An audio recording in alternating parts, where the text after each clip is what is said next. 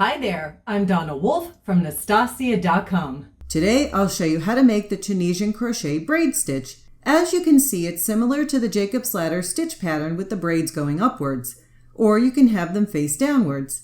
For this sample, I'm using a 10-inch Tunisian crochet hook. To help avoid the curling effect, I'm going to use a larger J regular crochet hook to make the chain. To begin, chain 24, or any multiple of 5 plus 4. Curling occurs in Tunisian crochet because the stitches are too tight, so try to make the chain a bit looser, even with this larger 6mm crochet hook. Now I'm going to switch over to the smaller 5.5mm Tunisian crochet hook. I'm going to draw up loops for this first row just as we would in what's called the Tunisian Simple Stitch. This is oftentimes referred to as the forward pass in Tunisian crochet.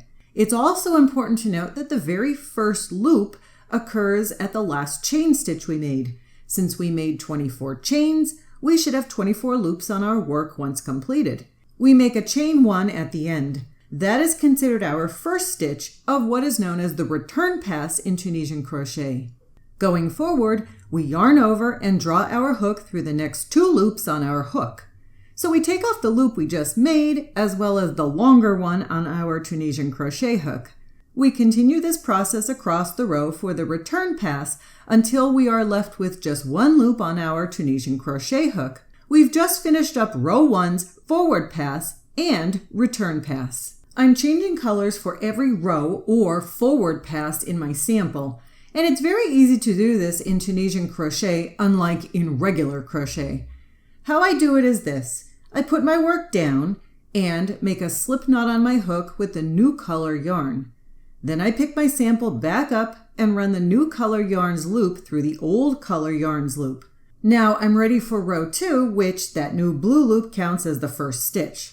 I then make 3 more Tunisian simple stitches by drawing up a loop from the front of the next 3 stitches. Now this 5th stitch is where we create the braided V stitch look. To do this, we're going to insert our Tunisian crochet hook before the 5th stitch and draw up a loop.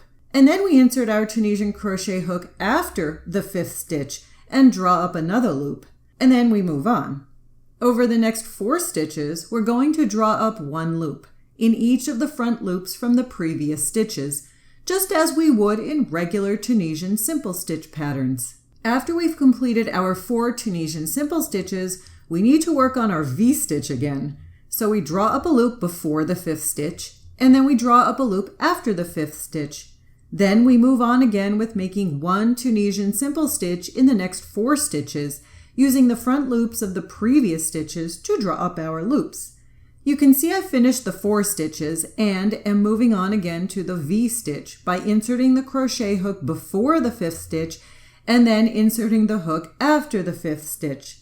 And it's important to note that this V-stitch with the 2 loops will count as 1 stitch when we work on our return pass for row 2. You can see how I place my 4th stitch in the last loop of the work. Now for the return pass of row 2, we'll start with the chain 1, which actually removes our first loop. And then we're going to remove 3 more stitches from our work for a total of removing 4 stitches. So we take off 2 loops at a time for 3 times. Now it's time to remove the V-stitch. To do this, we'll yarn over and remove the 1 loop from the hook and the 2 loops associated with the V-stitch, because as previously mentioned, we consider these 2 loops of the V-stitch as 1 single loop or stitch.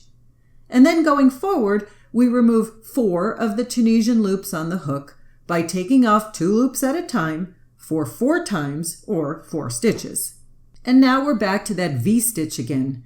So we yarn over and remove the 1 loop from our hook as well as the 2 loops associated with the V-stitch. And then going forward again, we'll take off loops in groups of 2 for the next 4 stitches.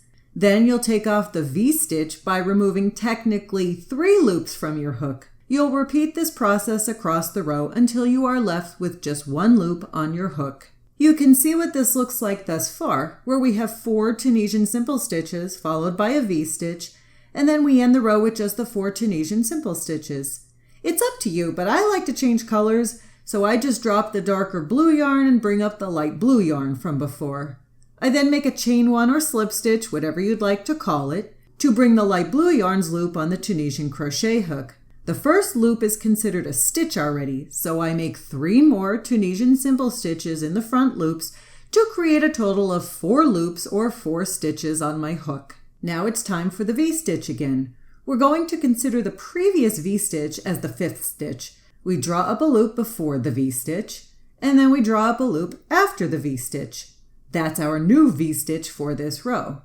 Then we go back to making our 4 Tunisian simple stitches again, using the front loops of the previous stitches. As we approach the next V-stitch, we follow our pattern again. We draw up a loop before the V-stitch, and then we draw up a loop after our V-stitch to form the new V-stitch on this row. We continue across and place our last stitch in the last loop of row 3. You can see what row 3's forward pass looks like.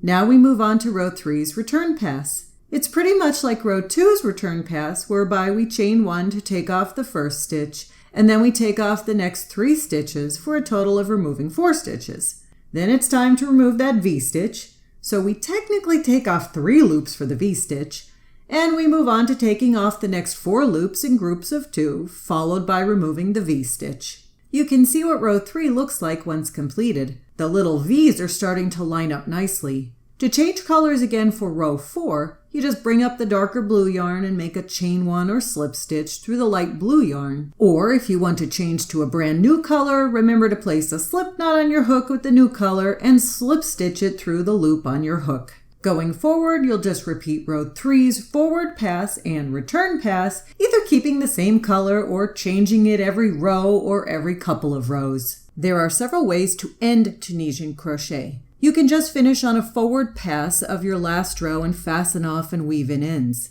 Or you can do what I do and draw up a loop and slip stitch to give it a different finish edging. And then for the V-stitch, I ensure that I go under both loops of the V-stitch before I do my slip stitch. And I continue on across the row, then fasten off and weave in ends. That's how I make the Tunisian crochet braid stitch.